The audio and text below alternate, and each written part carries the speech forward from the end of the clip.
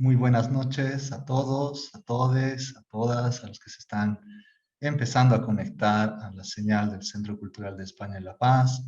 A nombre de todo el equipo y de nuestro director Juan Sánchez, les doy la bienvenida a esta nueva sesión virtual de una de nuestras actividades más importantes durante el año dedicadas al apoyo al arte contemporáneo en Bolivia, como es el programa ACANA.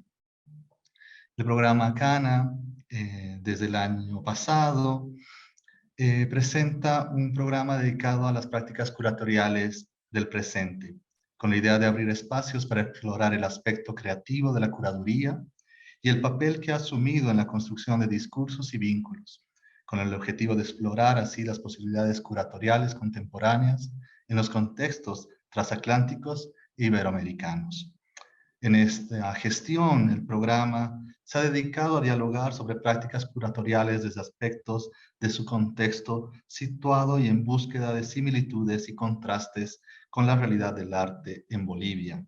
Preguntas como ¿cuál es la relación entre la curaduría y la institucionalidad, entre la institución y el público, entre el público y su contexto específico? ¿Podemos hablar de una política de la curaduría? Son parte de las preguntas que va de alguna forma explorando en esta gestión el programa CANA.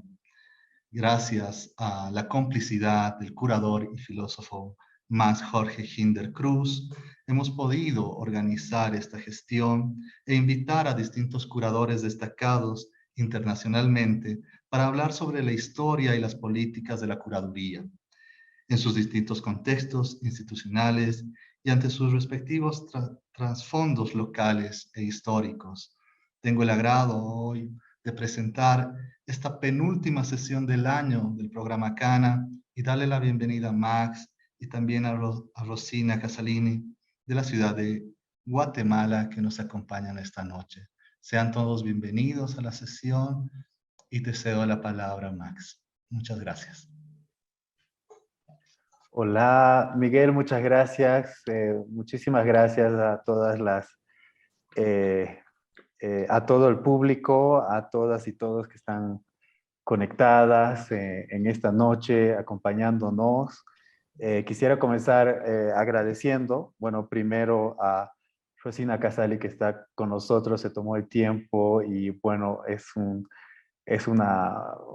honor poder estar compartiendo aquí esta sesión con Rosina, que tiene un recorrido muy amplio sobre el que vamos a estar hablando en esta cuarta sesión de ACANA, Prácticas Curatoriales del Presente. Además, quisiera comenzar agradeciendo al director del Centro Cultural de España en La Paz, Juan Sánchez, bueno, Miguel Alfaro por presentarnos, por dar la introducción, Denise Aguilar y Marta Rebollo que hacen posible estas sesiones desde la organización, y a Natalie de Ugarte que está con nosotros aquí encargándose de mantenernos todos al tanto con las reacciones del público, con la transmisión y todo lo técnico. Muchísimas gracias todo el equipo del CCLP.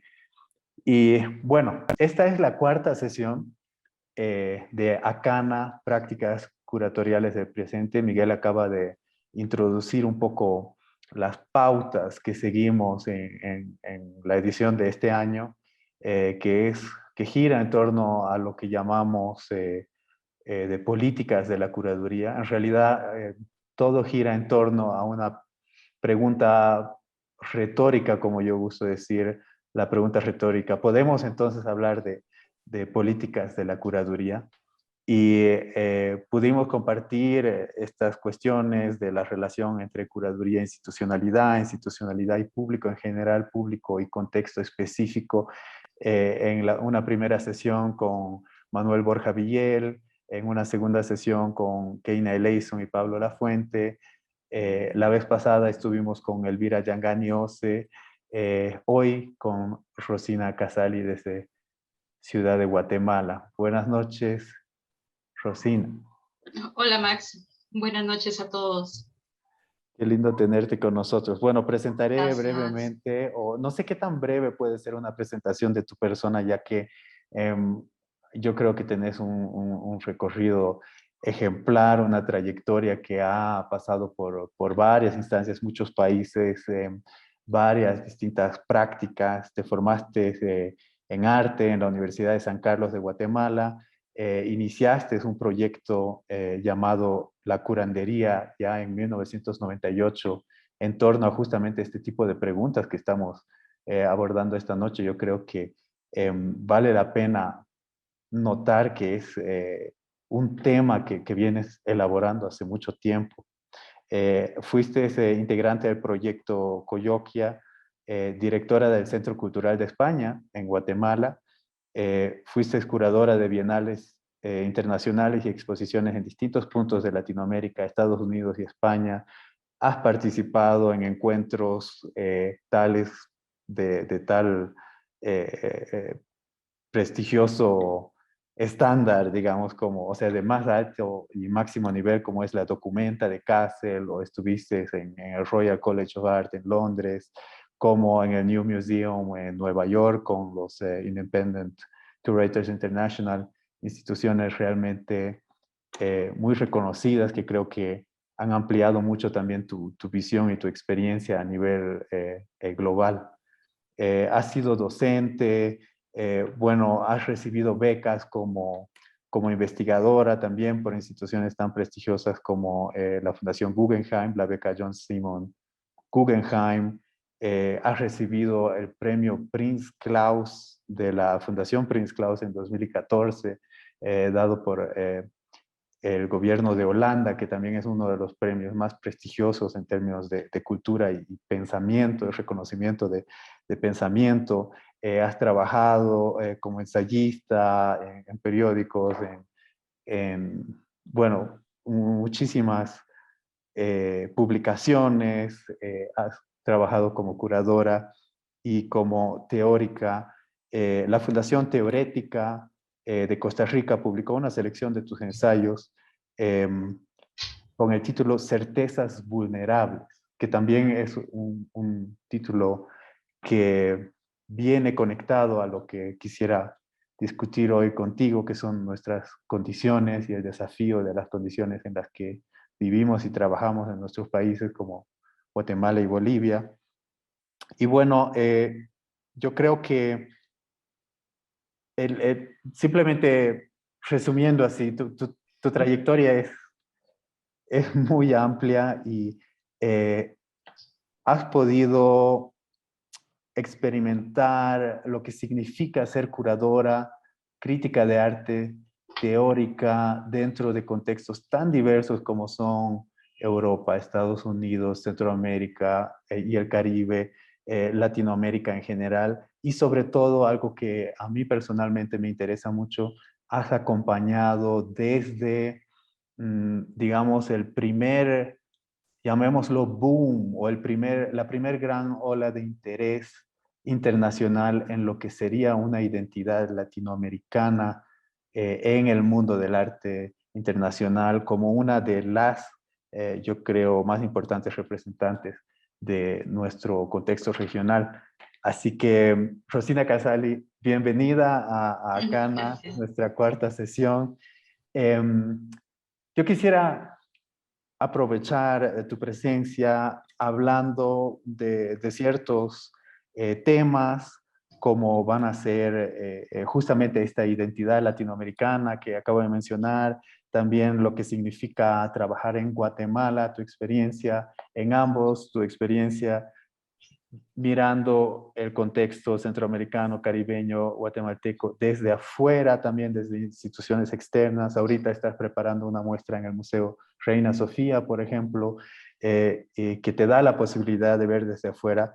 Pero primero yo quisiera que enfoquemos en lo que en alguna conversación previa llamamos el desafío de lo contemporáneo. Y el desafío de lo contemporáneo para mí tiene dos caras. El desafío de lo contemporáneo, por un lado, significa ¿qué época estamos enfrentando en el mundo ahora? ¿Qué significa esto para la situación en Centroamérica? ¿Qué significa enfrentar una crisis pandémica del COVID-19 para las instituciones, para el trabajo como teórica de arte, para crítica de arte, para el trabajo como curadora. Este desafío de un mundo en proceso de cambio que también marca las pautas de cómo entendemos lo contemporáneo. Y siendo tú una pensadora contemporánea, siendo tú una curadora de arte contemporánea, que ha luchado por establecer algo como una noción de arte contemporáneo en el contexto centroamericano y caribeño, ¿qué, qué es esto que estamos viviendo? ¿Cuál es el desafío de lo contemporáneo que puedes experienciar estos días? Muchas preguntas al mismo tiempo. Sí. Muchas.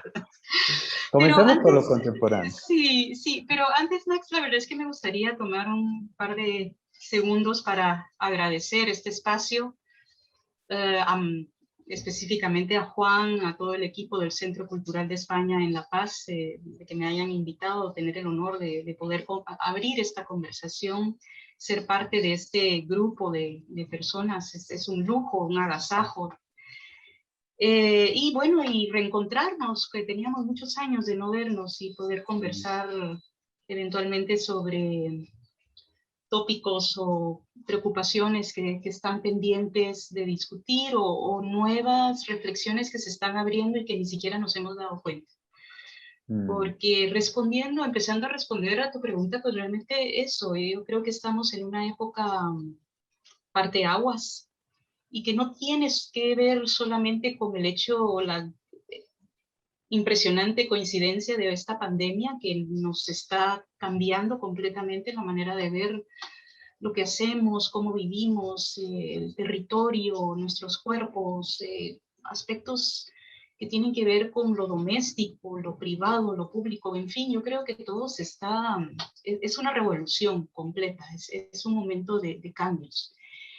Y que tiene que ver precisamente con esta reflexión que se abrió a través del libro que publicó Teorética y en particular el título, la idea de las certezas vulnerables. Para hacerle honor al título, la verdad es que siempre hay que decir, y a mí me gusta decir que es una bonita coincidencia, el título coincide con otro que, sobre la fotografía, que se llama La certeza vulnerable, pero en este caso era las certezas vulnerables, porque es una cantidad de incertezas.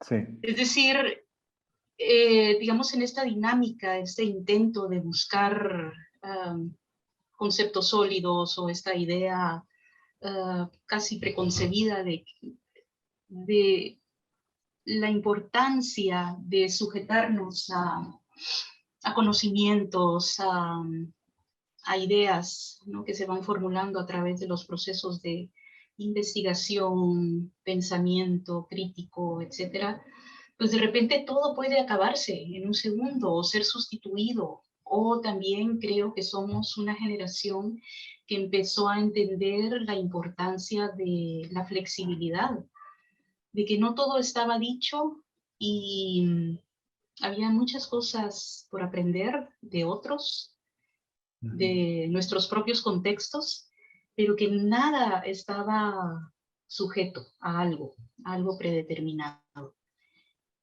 De hecho, para empezar a responder esta idea de ese desafío de lo contemporáneo, yo creo que es interesante empezar a abordarlo desde lo que vivimos como generación, específicamente formada en los años 90. Nos tocó, en primer lugar,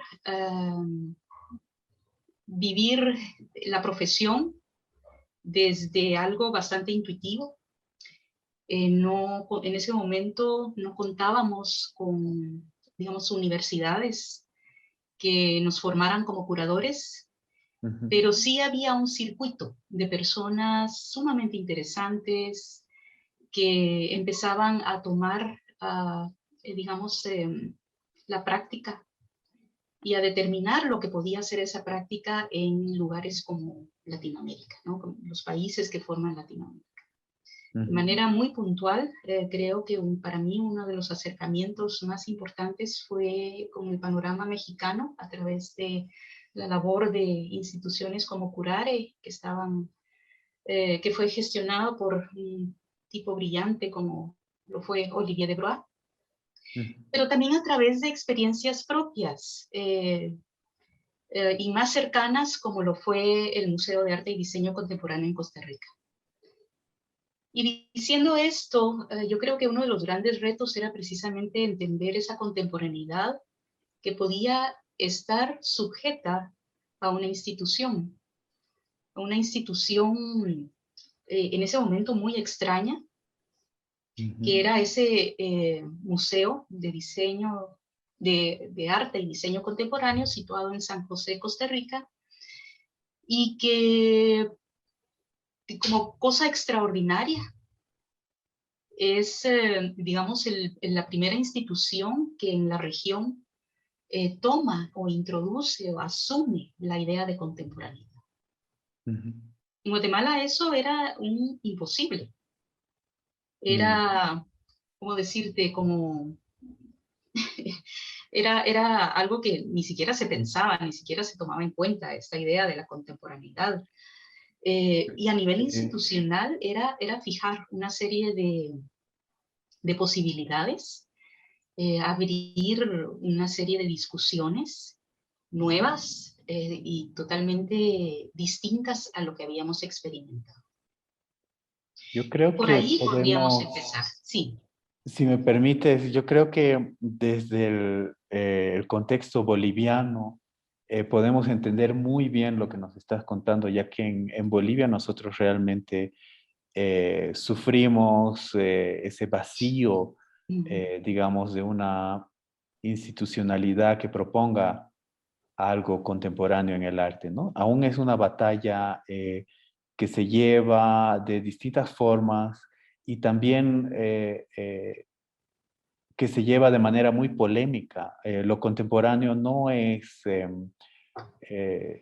recibido con brazos abiertos. Digamos, las instituciones de formación artística son más, digamos, tradicionales, académicas, en un sentido más del siglo XIX, tal vez en su formación realmente.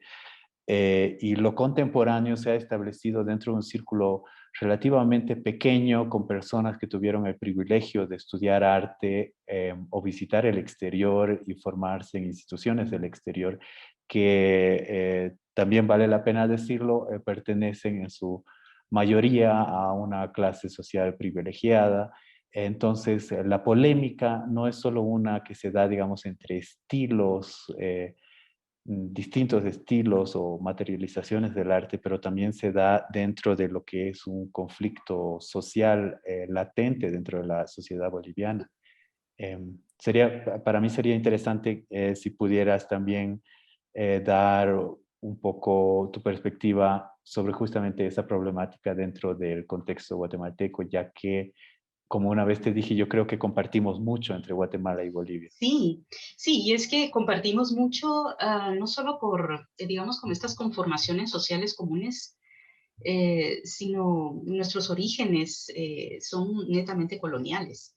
Y la visión que predomina todavía es eso, la visión que predomina sobre la idea arte, ¿no? Absorbe totalmente esta visión, digamos, occidental, colonial, en la que el arte es un objeto suntuario, un objeto que tiene cierto valor, sí de representación, obviamente, pero sobre todo, digamos que es ese objeto que va a representar a la sociedad y va a representar una posibilidad de adquisición y una serie de estéticas, pero que están totalmente colonizadas.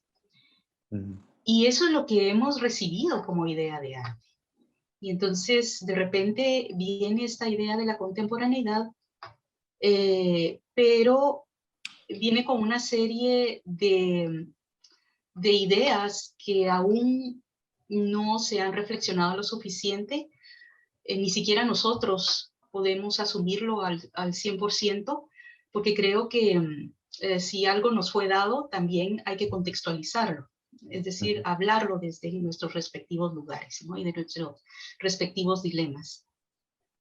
Y en ese sentido, para mí es un gran pendiente todavía entender, lo entendemos, cómo nos lo han dicho, cómo nos lo han heredado, cómo nos lo han proporcionado a través de las teorías, de los libros, de los grandes teóricos que han hablado sobre contemporaneidad. Pero esta idea, digamos, esta posibilidad de vincularlo con nuestros contextos, con nuestras realidades, eso yo creo que todavía son procesos muy largos que deben de darse. Y que son apasionantes, ¿no? Sí. Y sin embargo, precisamente por eso yo creo que este tipo de ejercicios son fabulosos, porque sí nos obligan a pensar y tomar esos pendientes.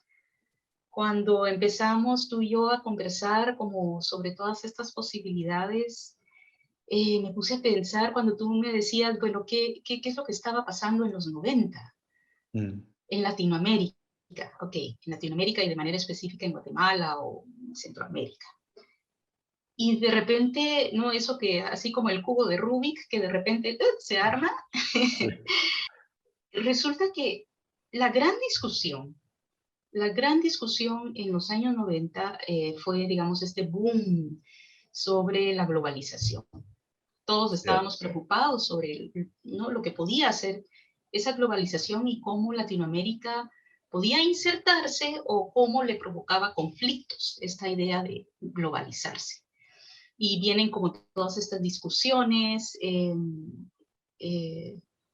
estas teorías, ¿no?, sobre precisamente tratando de responder a esa toma de conciencia, ¿no?, de dónde nos situábamos como latinoamericanos. Y también lo conflictivo que había sido el uso del latinoamericanismo. Yeah. Me recordé que para mí uno de los libros icónicos de la época, y precisamente aquí lo tengo, es este, tuve que regresar, el Beyond the Fantastic. Ajá. Este libro, para mí, marcó un antes y un después en la lectura. Es un libro, una compilación de textos realizado por Gerardo Mosquera, y contiene textos extraordinarios que nos acercaron a teóricos como Canclini, Nelly Richard, a Mari Carmen Ramírez, a Kamitzer, Carolina Ponce de León, en fin, a toda una serie de nombres que estaban precisamente marcando no solamente ese cambio de época, sino de alguna manera empezaban como a abrir esas puertas de razonamiento, de reflexión sobre lo que podía significar no solamente esta idea de lo global, sino también la respuesta desde lo local. Entonces era un momento extraordinario, y creo que a partir de ahí es donde empezamos a responder lo que podía significar para nosotros contemporáneos. Corregime, Rosina, por favor, si, no estoy seguro si recuerdo bien, pero es en este momento que Gerardo Mosquera también da un gesto justamente con este libro emancipatorio al hablar del llamado efecto de Marco Polo, en el que dice, nosotros, latinoamericanos, tenemos que tener la autonomía de definir nosotros mismos qué es lo latinoamericano dentro de un mundo globalizado y no obedecer a la expectativa que viene de fuera, a nosotros ser lo que la gente espera de nosotros que seamos, que es un texto que tú mismo has trabajado también en profundidad.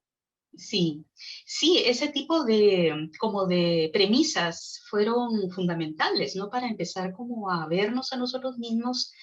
Pero lo que te decía, y retomo la idea, es que al retomar esta lectura, así que como dicen los mexicanos, me cayó el 20, de que, mira, y esto lo lanzo como una especie de tesis, justo también en esa época, a finales de los 90, es cuando empieza a formarse el grupo Modernidad-Colonialidad.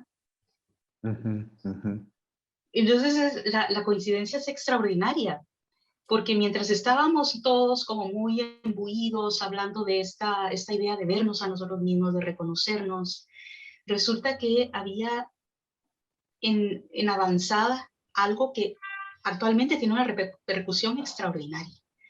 Entonces, no sé... Estamos, solo para el público en general, el Grupo Modernidad Colonialidad se constituye por pensadores como Aníbal Quijano, Exacto. Ramón Grossfogel, Walter Miñolo, ¿cierto? Sí, es María Lugones, Dussel, en fin, es toda una serie de teóricos, filósofos, sociólogos, cientistas sociales que empezaron como a pensar desde esa perspectiva que no tenía que ver con lo poscolonial, sino más desde la perspectiva de lo que podía significar lo colonial, pero desde la experiencia latinoamericana. Y eso es lo extraordinario del grupo. Entonces creo que estas dos posibilidades, ese pensamiento que se enfocó tanto en lo global y lo colonial, de alguna manera estaban surgiendo. Y creo que es lo que está dando como una cantidad de respuestas a nuestra actualidad, de cómo digamos, ese síndrome de Marco Polo, de vernos a nosotros mismos, cobra relevancia.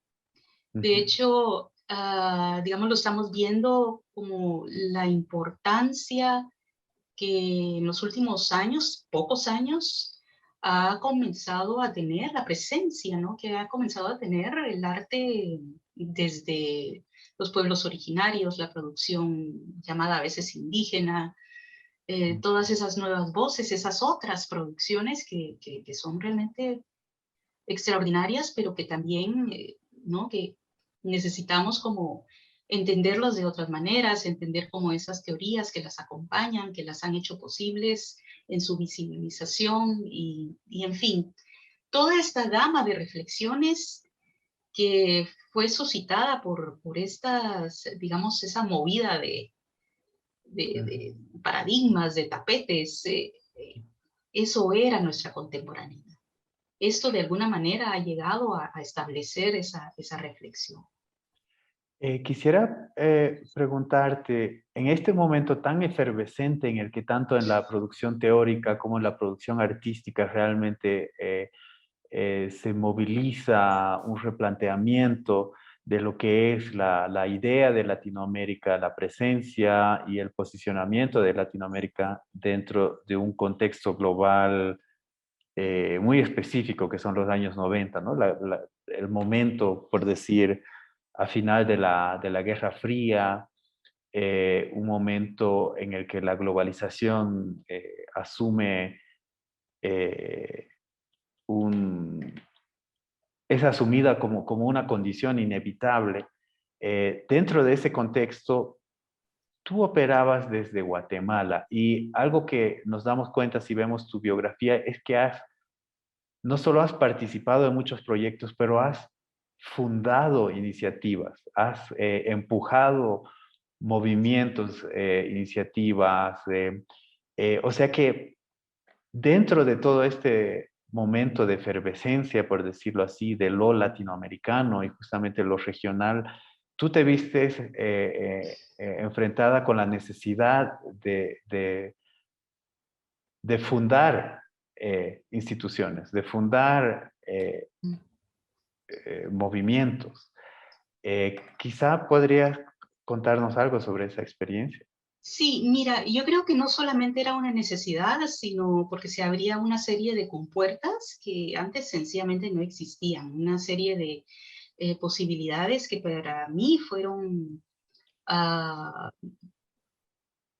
extraordinarias. Y una de esas, curiosamente, fue la presencia de la cooperación internacional en Guatemala. Y esto viene tomado de la mano del hecho de que estábamos viviendo el momento en que se firman los acuerdos de paz. O sea, Guatemala había vivido un conflicto armado que duró 36 años y en 1996 se firman los acuerdos. Y acompañado de la firma de esos acuerdos, tienen una presencia muy importante estas instituciones, ¿no? La cooperación internacional. Cooperación internacional que venía desde Holanda, precisamente con el príncipe Klaus. También estaba el IVOS, que también era una conformación, ¿no? Que viene desde Holanda. Y se me escapan otras, pero esas eran como las dos figuras más importantes y tal vez la más relevante, IVOS, sobre todo a nivel regional. Pero en este caso fueron, en el específico IVOS, tenían esta mirada de que para apoyar estos cambios, para apoyar, digamos, estas gestiones estatales y de pacificación, su visión era apoyar lo que era cultura, porque para ellos su premisa era la cultura es desarrollo. Y entonces es una feliz coincidencia porque en ese momento, en los 90, sobre todo a finales, empiezan a surgir grupos, ¿no? A emerger grupos de artistas sumamente interesantes, nuevos, que empiezan a incursionar en lenguajes totalmente nuevos para Guatemala, por ejemplo, nuevos para Centroamérica, tal vez. Estamos hablando de los grupos que empezaron a interesarse sobre, digamos, sobre la performance, y desde ahí vienen figuras imprescindibles como Regina Galindo, Jessica Lagunas, María de la Díaz, y toda esa genealogía ¿no? de un panorama de la performance que marcó una época muy, muy importante. Y que empieza a entenderse como, ¿no? También como el parteaguas y la definición del lenguaje contemporáneo, de lo que es contemporaneidad. Porque ya no tiene que ver, digamos, con esta idea de la que hablábamos, ¿no? De esta noción del arte como objeto suntuario y valor que se adquiere solamente, sino algo que desaparece, por ejemplo. Algo que ya no va a estar ahí, que solamente va a estar fijado en una memoria, en un instante. Entonces todo eso de alguna manera era revolucionario y eso haciendo, digamos, una reflexión contextualizada, obviamente, porque no era la misma experiencia que se había vivido en otros panoramas, en otros lugares como Estados Unidos o la misma Francia, donde se había vivido y experimentado la performance desde los años 60 o antes. Sí.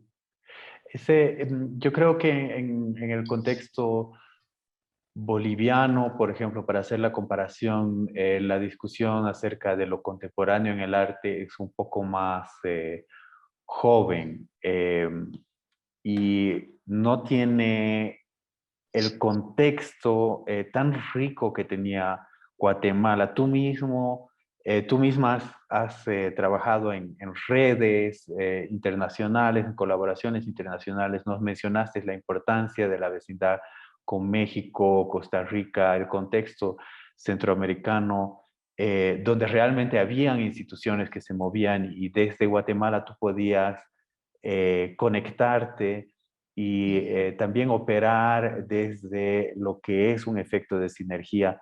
En Bolivia, lamentablemente, la conexión con nuestros vecinos es relativamente escasa. No hay, y mucho menos a nivel institucional, mucho intercambio. Así que las redes que se crean son sobre todo en base a conexiones privadas, particulares, y bueno, también las distancias son más grandes aquí en Sudamérica que lo es Centroamérica, donde todo está como más, Sí, más somos junto. pequeñitos. Pero también con las ventajas que trae eso, ¿no? O sea, la conexión es más directa, es más inmediata. Sí, sí. Mira, y no solamente tiene que ver con un asunto geográfico, sino con experiencias que en ese momento se estaban viviendo, eran muy claras. Digamos, en el caso de Centroamérica, pues estábamos de alguna manera afectados por la violencia y sobre las 3 guerras, conflictos armados y situaciones tremendas que se estaban viviendo de manera muy particular en Guatemala, El Salvador y Nicaragua.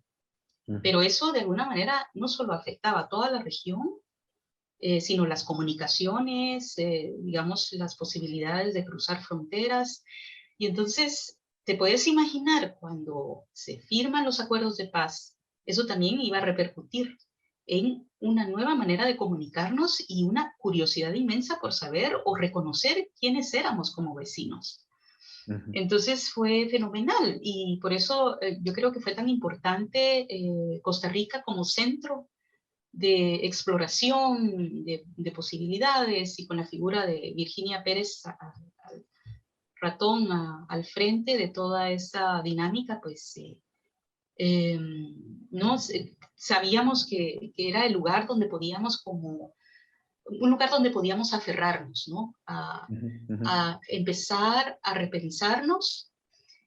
Y claro, yo a veces reniego de la idea de lo centroamericanista, a veces creo que hemos caído como en esta idealización del término, pero en ese momento fue fenomenal, fue realmente una especie eh, de conexión inmediata y de posibilidades de trabajar en conjunto. eh, Mm, mm. fue un momento excepcional, pero Sí, también que no solamente dependía de esa institución, ¿no? De ese museo, sino también de otras instituciones que fueron surgiendo paulatinamente. Y una de esas fueron los centros culturales de España. sí. Eh, A mí me parece realmente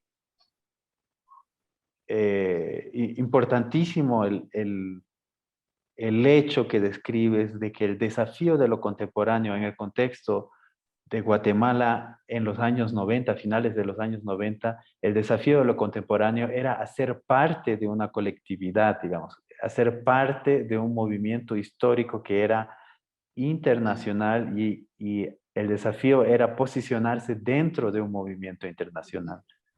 Absolutamente, sí. Mm. Esto yo creo que es realmente una situación singular. Em, justamente para hacer un salto a una pregunta o una cuestión sobre la que habíamos hablado y compartiste conmigo un texto muy rico justamente en el sentido de lo que significa posicionarse y, o sea, la relación entre ser posicionado y posicionarse en un contexto así internacional. Eh, el desafío de lo contemporáneo entonces también es definirse como guatemaltecas dentro de un cierto contexto histórico.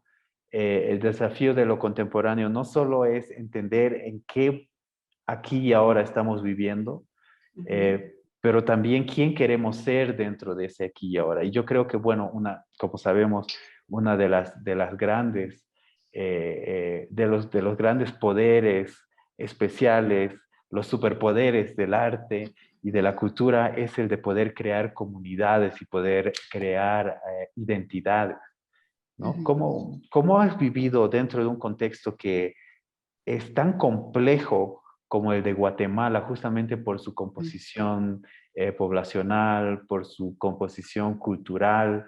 Eh, ¿Cómo viviste ese momento de, desde el arte, crear, pronunciar o afirmar una identidad además contemporánea dentro de un contexto muy específico que es los acuerdos de paz, que es ese momento de la globalización del que hablamos? ¿Cómo viviste esa dificultad dentro de la composición en Guatemala, justamente de lo que es lo originario, que es lo colonial? Ujú. Pues mira, es una situación que todavía la vivimos. Yo creo que ayer te tomé un poco de sorpresa cuando te decía, ya no quiero saber nada de curaduría, Sí. porque realmente son problemáticas que todavía existen y todavía estamos lidiando con ellas. Digamos, en el caso específico de la curaduría, es realmente una profesión que no está al 100% definida. Ujú. Mm, Me parece encantador estar en una serie de conversaciones con curadores, curadoras, y tenerte a ti diciendo, yo creo que no quiero tener nada más que ver con curaduría. Ya no Eso, quiero saber nada. eso Ayer estaba peleando con la curaduría. sí. Pues sí, porque es eso, es como decirte, es como cuando tienes, digamos, estructuras institucionales, cuando tienes estructuras ya sea independientes, pero que de alguna manera pueden funcionar. Digamos, cuando veo, digamos, el panorama cultural en México, aunque en este momento está en una crisis tremenda, ¿no? Cuestionada en muchos flancos, pero de una cantidad de posibilidades, ¿no?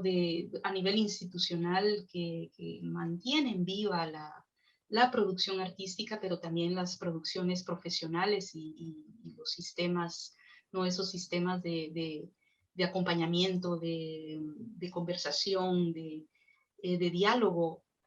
Te puedes imaginar lo que es, bueno, tú bien lo sabes, ¿no? En nuestros países apenas contamos con esas estructuras. Entonces, todos los días fácilmente te puedes pelear, no solamente con las pocas instituciones que existen, sino que también con lo propio. Por eso, ¿no? Volvemos a la idea de esa certeza que es constantemente vulnerada. Un día estás realmente convencido de que sobre esto tienes que insistir porque es esa resistencia, ¿no? De que tenemos que seguir haciendo investigación, que tenemos que seguir promoviendo el gesto curatorial, el gesto de reflexionar sobre lo que significa actualmente esa contemporaneidad y de dónde podemos colocarla, cómo nos vemos a nosotros mismos dentro de este contexto como seres contemporáneos. Pero siempre vamos a estar fragmentados, siempre estamos como asediados por esa constante vulnerabilidad y las dificultades de la idea de institución, que es en Guatemala es realmente lamentable. Hablando de curaduría, entonces, ¿por qué la curaduría sería lo que sacrificas y no otra cosa? O sea, ¿por qué sacrificarías ser curadora dentro de este Ayer momento estaba de cambio? peleando con la curaduría, hoy ya Sí. no. Bueno, Pues, digamos que es como la necesidad de pasar, ¿verdad? Por esos momentos de duda para volver de alguna manera, a retomar lo que es básico o también como encontrar de repente, tal vez estoy peleando con esto, pero puedo hacer esto nuevo, ¿no? De repente esos momentos de inflexión que te permiten ver hacia esos otros lugares que no habías visto. Yo creo que también es un momento interesante para Guatemala porque, digamos, eso es lo que yo he vivido y lo que estoy viviendo a nivel como experiencia personal, como reflejo mi práctica. Pero luego hay nuevos curadores, nuevas curadoras que están peleando por el espacio y lo están haciendo muy bien desde el activismo, desde el feminismo. Entonces es sumamente interesante. Es decir, al final no estamos solos. Lo que pasa es que cuesta mucho más porque nunca estamos acompañados, digamos, de la figura institucional. Entonces, a veces es como sentir una especie de vacío que constantemente tenemos que estar haciendo el esfuerzo de llenarlo, ¿no? sí. Como dijiste, me agarraste de sorpresa cuando decías eso, que tal vez eh, la curaduría no era algo no sé, te satisface o como te podría servir como para perseguir lo que estás buscando. Sin embargo, te considero como una de las personas que ha sido pionera en el contexto regional de lo que puede ser curaduría, ¿no? Es usar la curaduría justamente para inventar cosas, o sea, usar la Sí, curaduría sí, para crear contextos, usar la curaduría para reivindicar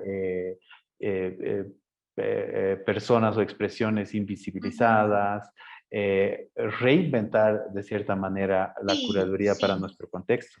En Bolivia no tenemos instituciones en las que uno pueda formarse en curaduría.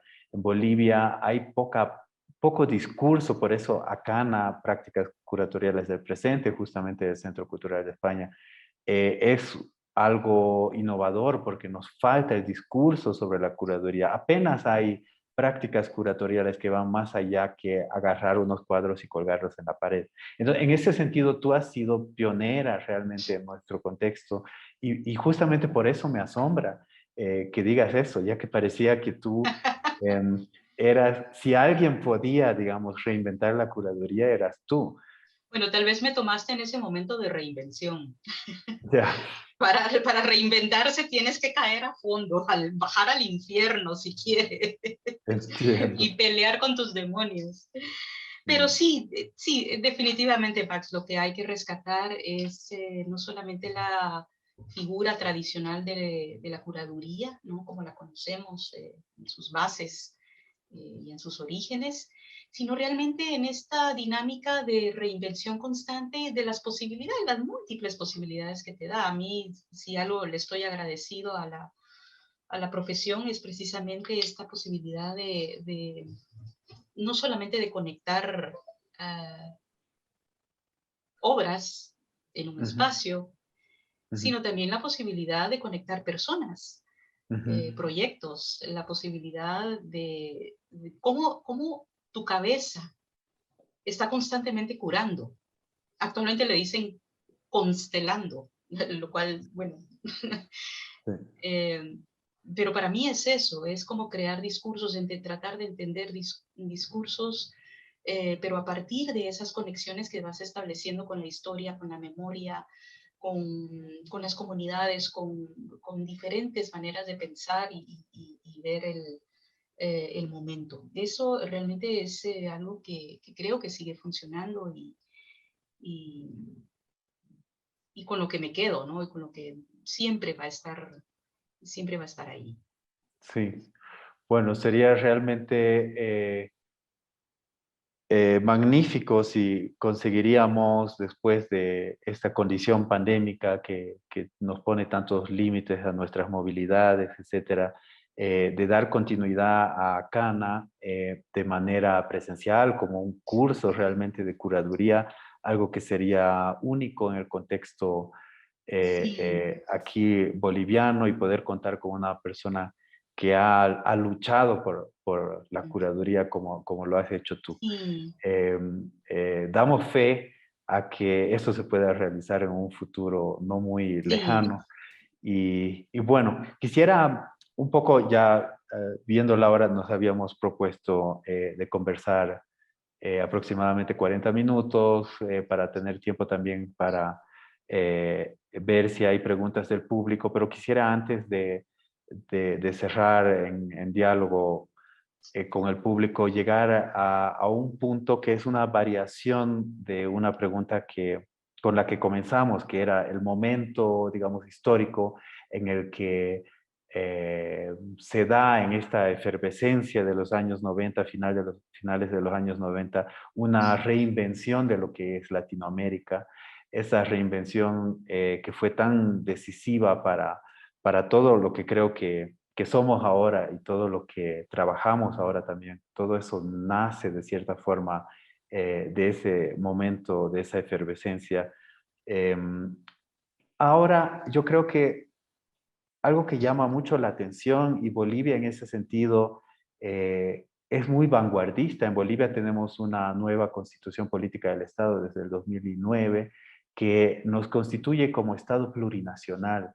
ujú, Es algo en lo que a comienzos del siglo XXI, Ecuador y Bolivia fueron, digamos, la punta de lanza de una reivindicación de la plurinacionalidad en nuestra región, ¿no? Que somos todos países habitados por muchas naciones originarias múltiples, algunas como la nación quechua, por ejemplo, pues se encuentra en varios de nuestros países, o la maya en el caso de Guatemala, que también es una nación que, que habita varios distintos contextos de Estado-Nación completamente diferentes. De esa manera, hay una reinvención de lo que es lo originario, por decirlo así. O sea, reinvención en el sentido de que dentro del contexto del arte se está finalmente tomando en cuenta, y yo creo que eso es algo que tenía que pasar después de lo que anunciaron estos años 90, tenía que llegar ese momento en el que la reivindicación sea lo originario, y no en el sentido de un indigenismo como lo planteaba al comienzo del siglo XX, pero como algo que realmente hace referencia a ancestralidad y origen como identidad de nación originaria. ¿Cómo ves eso dentro del contexto guatemalteco? Bueno, mira, es un tema importantísimo para empezar.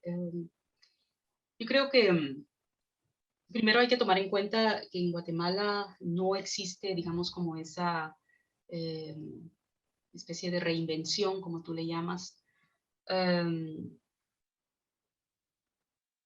sino yo creo que más bien, más que una reinvención, ha sido como conectar los puntos. Ujú. Ha sido, digamos, en este gran esfuerzo que se ha hecho desde distintas eh, instancias de reflexionar sobre lo valioso de ese pasado, pero también el papel que tiene en este presente. Ujú. Lo valioso que es, digamos, el conocimiento ancestral y el lugar que puede ocupar en la actualidad. En Guatemala yo creo que es importante decir o hacer notar que cuando se firmó ese acuerdo de paz, en los acuerdos, como parte de los acuerdos, había uno de manera muy específica que habla sobre identidad y derechos de los pueblos indígenas, pero que es algo que no se ha llevado a cabo al 100%. Mm. Ah, digamos, esos acuerdos hablan sobre, por ejemplo, la promoción y establecimiento de una secretaría específica para los derechos de la mujer indígena, y yo creo que nunca se ha llevado a cabo. Sí existe el reconocimiento de los pueblos mayas, xincas, garífuna y ¿no? los 4 grupos que conforman esta sociedad, pero más allá de eso, digamos, como esa realmente toma de conciencia a nivel social, a nivel Guatemala, a nivel Estado, una conciencia de lo que significa la pluriculturalidad, eso estamos todavía no, muy atrasados. Todavía falta mucho. Cuando se lleva de nuevo ¿no? la discusión al Congreso, se rechaza inmediatamente, se vuelve siempre como una discusión inútil, porque todavía pesan, digamos, visiones o miradas, las miradas racistas, las miradas eh, de clase, ¿no? Es tremendo, es algo que estamos viviendo todavía y que definen mucho, esas formas coloniales todavía definen mucho nuestra manera de comportarnos. Mm. Y sin embargo, es en el campo del arte y digamos, las producciones más interesantes son las que precisamente han podido como unir los puntos sobre, bueno, la importancia que pueda tener estos otros conocimientos y la importancia de ese reconocimiento cultural múltiple, ¿no? Y pluricultural. Ujú. Sí. Eh, ¿qué, ah, ¿Qué tipo de impacto crees que esas reivindicaciones tienen, o qué reflejo tienen esas reivindicaciones en el mundo del arte en Guatemala? ¿Se lo siente de alguna forma? Sí, mira, yo creo que, digamos, primero, la visibilización de producciones extraordinarias, digamos, en lugares que no son la capital, ciudad capital, Ujú. que ese es todo un tema entre lo que es la ciudad, lo que significa la ciudad, Sí. ¿no? Que es donde se concentra, digamos, los ladinos, ¿no? La Mm. representación ladina. En Guatemala yo soy una ladina, y el ser ladino es no ser indígena, es algo que se contrapone a todo lo que es indígena. Pero en esta nueva ola de posibilidades y de reflexiones, digamos, la visibilización que están teniendo comunidades como San Pedro la Laguna, Comalapa, Quetzaltenango y otros centros de producción artística, pues, en específico artes visuales, es excepcional, son excepcionales, y sus creadores, bueno, no te puedes imaginar, digamos, nombres relevantes como el de Benvenuto Chabajay, Manuel Chabajay, los hermanos Fernando y Ángel Pollón, Angélica Serech, de Comalapa, son figuras que han cobrado un lugar de importancia indudable. Y creo que contigo hablábamos como de este concepto que ha tenido mucha importancia, como te digo, no a partir de una reinvención, sino a partir del conectar puntos. Yo a la primera persona que se lo oí decir ese concepto, que me pareció extraordinario, fue a Benvenuto Chabajay, que él es de San Pedro de la Laguna, en las orillas del lago de Atitlán. Él hablaba sobre el concepto arte, y que me parece que él le preguntó a su papá si en Sutuil, en el lenguaje que, ¿no? En Sutuil, existe la palabra arte, o cuál correspondería, qué palabra correspondería a la palabra arte. Y su padre le respondió, esa palabra no existe. Sí. Lo que existe es, lo más cercano es lugar sagrado.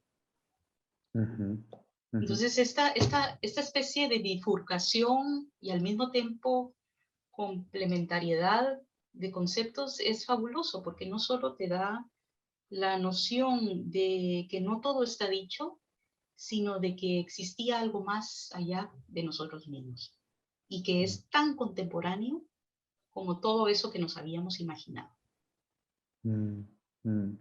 Porque es algo que se vive. Esta idea de lugar sagrado es algo que se vive, es actual, está vivo. Sí. Hay una palabra que lo define muy bien, que es el mushush, que es la vida de los objetos, la vida de ese lugar sagrado. El arte es mushush. Wow. Eso es algo muy lindo lo que cuentas, porque realmente significa que los espacios del arte contemporáneo en Guatemala pueden proveer espacios seguros para la reivindicación también de expresiones originarias. O sea, suena como lo cuentas y quiero creerlo, y me parece fascinante que el arte contemporáneo puede proveer esos espacios. Es algo que, por ejemplo, contrasta bastante con nuestra realidad en Bolivia. Sí. Sí. Sí, mira, yo ya no puedo entender el arte de Guatemala o el panorama de arte contemporáneo en Guatemala sin estas visiones y sin estas producciones y sin estos autores. Yo ya no lo puedo entender así. Ya no lo puedo entender como contemporaneidad. Sí. Son figuras fundamentales. Y son tan importantes que sí parece, lo que voy a decir va a parecer una contradicción. A ver.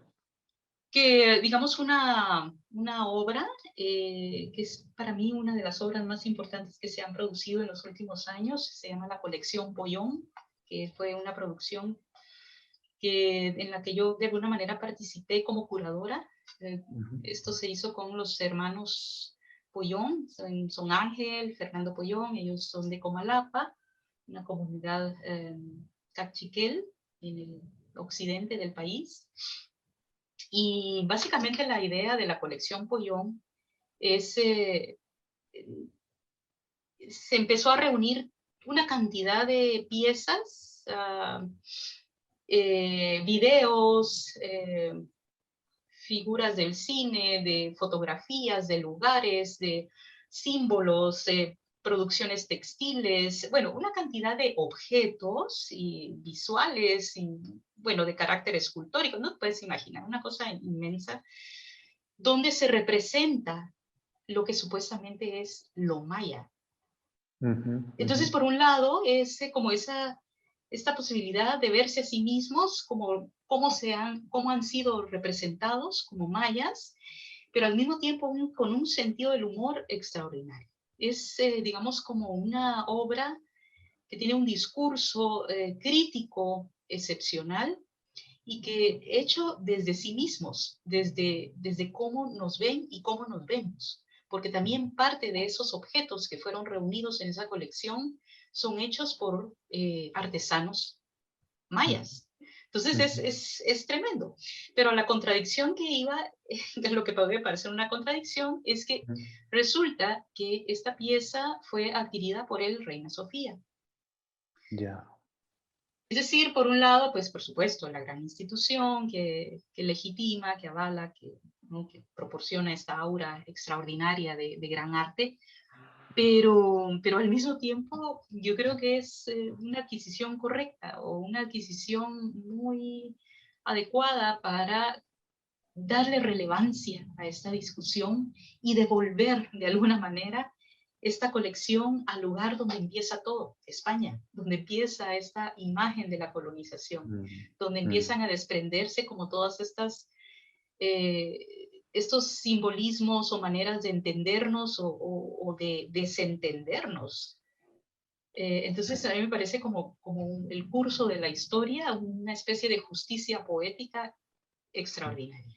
Y eso, como te digo, producto de estos dos artistas, que para mí es de figuras muy importantes y relevantes en el arte de Guatemala.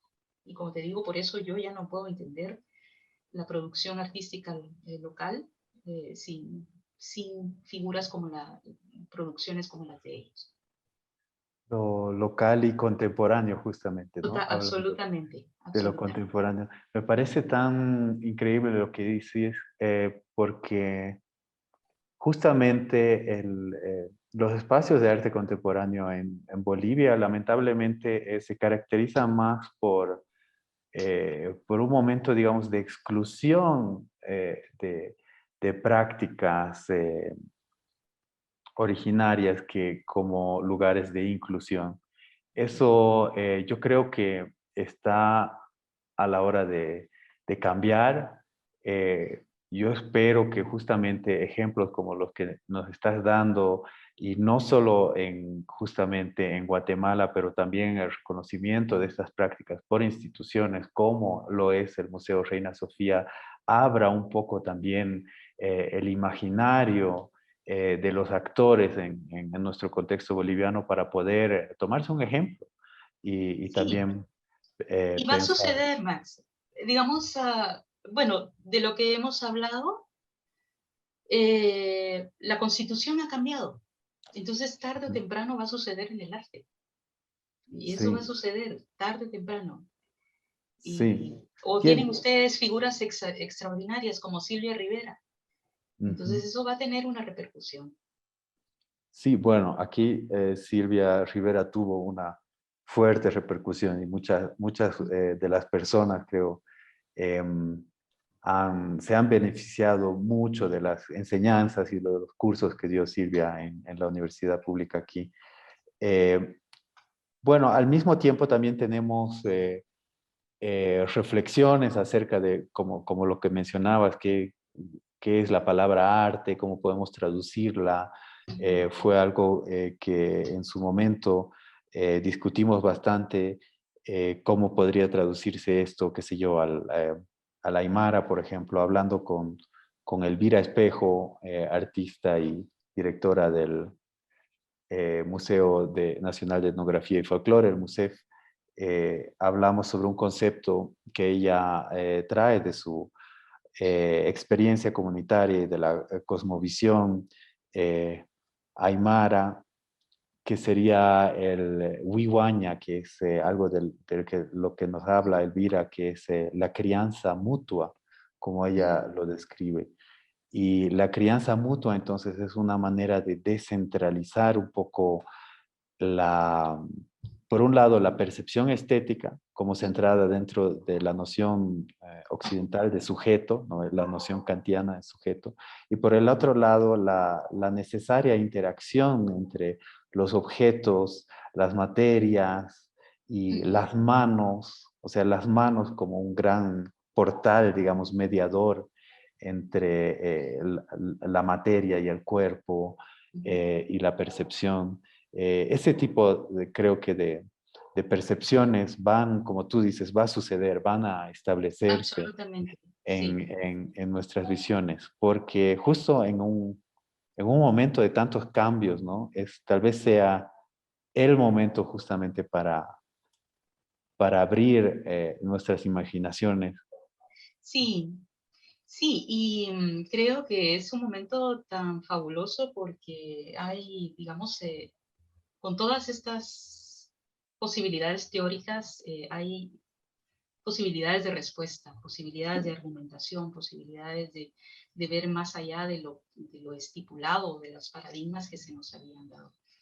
Digamos, con este gran revuelo que causó la propuesta de este monumento en México, por ejemplo, Ujú. que es esta especie de diseño de un gran monumento al estilo cabeza olmeca de una mujer, no, pero muy en este tono indigenista, ¿no? Que fue tan importante para México en algún momento de su historia, Ujú. y toda esta visión monumental que tuvo en la producción artística de ciertas épocas, décadas. Y para mí fue fascinante porque era como ver una película que ya habíamos visto. Ujú. Era como dispararse al pie, ¿no? Con esa propuesta de que obviamente iba a ser rechazada. Y no solamente porque es algo que ya se ha vivido, sino porque ha sido suficientemente discutido y además porque existen teorías y existe precisamente este bagaje de información contemporánea que nos dice hay algo más, ¿no? Hay algo totalmente más importante, algo mucho más cercano y ¿no? Que debemos de escuchar. Ujú. Me parecen lindísimas palabras llenas de aliento y de fe. Eh, Porque sí, yo también pienso que estamos en ese camino y es inevitable el camino. Y lo vamos a ir andando y si podemos andarlo conjuntamente, colectivamente, eh, tal vez sea momento de asumir históricamente un nuevo momento de efervescencia, como lo describimos de los años Sí, 90, ¿no? sí, yo Ahora, creo que sí, yo creo que ya está fraguado, ya está ahí, ya empieza, ya empezó. ahora es tomarlo Sí, justamente con las dos manos. sí, Quería, bueno, aprovechar para agradecerte tus palabras y compartir con nosotros toda tu experiencia y también dar la oportunidad, si en caso que haya comentarios en el público, veo que Natalie nos pasaste un saludo de María José García de República Dominicana, que por Facebook afirma que algunas de las cosas que estuvimos hablando también se reflejan de la misma manera en República Dominicana. Eh, bueno, Rosina, tú has trabajado en República Dominicana, tú... sí, sí, tuve la dicha, realmente fue extraordinario, precisamente un proyecto al que convocó Juan Sánchez. Ujú. Era un proyecto magnífico que se llamaba Curando Caribe, y en el que precisamente por la falta de formación curatorial nos invitó a varios curadores para llegar, ¿no? a dar cursos Ujú. para formar a curadores jóvenes y el resultado fue magnífico. Qué lindo. Sí, yo cuando conocí por primera vez República Dominicana, estoy respondiendo a la pregunta que se hizo, me parecía tan alucinante, tan parecido a Guatemala en muchos sentidos, Ajá. en esas certezas vulnerables. Esto totalmente como calcado. Sí. Pero precisamente también, ¿verdad? Las respuestas de instituciones, como en este caso el Centro Cultural de España, en el momento que estaba Juan como director, y esa posibilidad de la institución de rebelarse y de resistir en contra de esa especie de modorra, ¿no? Institucional ¿no? Y sacar como de lo poco grandes proyectos, y tener como poder gestionar como estos proyectos que, como les decía, llenó un vacío, ¿no? Como sacó una primera generación de curadores, que los vemos por ahí ya circulando por el mundo, en instituciones. Y fue lindísimo, realmente fue magnífico ese proyecto. Esperemos que no te canses de la curaduría hasta el No, momento ya te que dije, nosotros ayer estaba tengamos, peleando. hasta que tengamos la posibilidad de realizar un curso semejante aquí en Ojalá, Bolivia, que ojalá. nos haría mucha falta. Y como ya habías mencionado, yo creo que algo que compartimos es justamente esa, la vulnerabilidad de nuestras certezas o incertezas. Lo que compartimos es la fragilidad de nuestra institucionalidad, de nuestras instituciones. Me alegra muchísimo y me da mucha esperanza para el contexto boliviano escuchar cómo describes que los espacios del arte contemporáneo en Guatemala pueden servir, pueden funcionar como espacios seguros para expresiones en riesgo, para expresiones invisibilizadas y reprimidas. Bueno, en ese sentido, yo espero que realmente podamos seguir esta conversación en presencia en Bolivia. Sería tan lindo poder contar contigo. Vamos a presionarlo a Juan Sánchez a que nos haga posible este encuentro. Le preguntaría a Natalie, que está con nosotros, si hay más comentarios del público.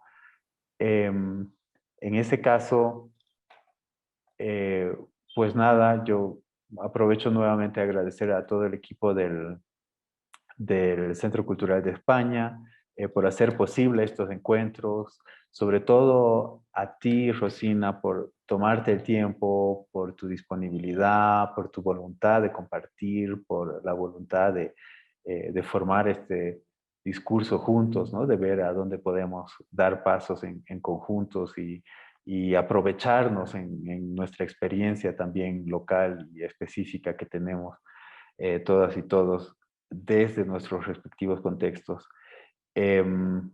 Quisiera agradecer muchísimo al público, también por tomarse el tiempo y el interés de escuchar lo que cuentan nuestras invitadas, nuestros invitados, porque es tan importante para nosotros en Bolivia de entender cómo funciona la curaduría, cómo funciona la reivindicación de la curaduría en otros contextos, y tenemos tanto, realmente tanto que aprender.